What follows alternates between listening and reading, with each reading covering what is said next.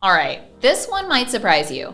I've been seeing a trend lately in the lending world that you need to have on your radar. Great rates on the not so great properties. Yeah, you heard that right. I'm talking about deals on older buildings, properties that need some love, or stuff in locations that aren't exactly A+. So what's going on? Why are lenders suddenly pricing aggressively on these types of deals? Let's break it down. Over the last few months, rates have started to soften a bit. Lenders want to get capital out the door, and some of them are getting more aggressive to win business. But here's the interesting part. The sharpest pricing, it's not always going to be the shiny turnkey assets.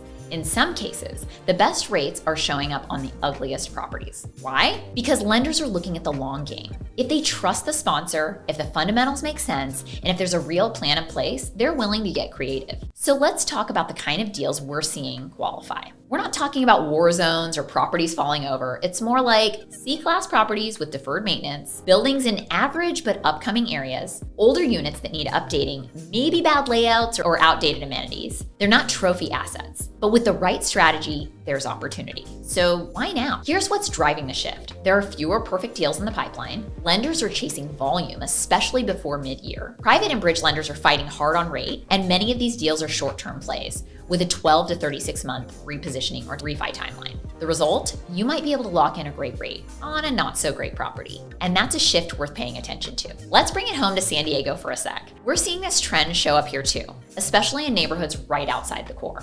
Lenders are still pricing solidly on A-class stabilized stuff, but they're also stretching on rates if the deal has upside. If you've got real reserves, realistic underwriting, and a real plan to clean it up or reposition, you might land one of the best deals in the market on a building nobody else is paying attention to. Bottom line, don't write off a property just because it needs work. If the numbers work, if the stories make sense, and you're partnering with the right lender, you could end up with your best performing asset. And in this market, that's worth a second look.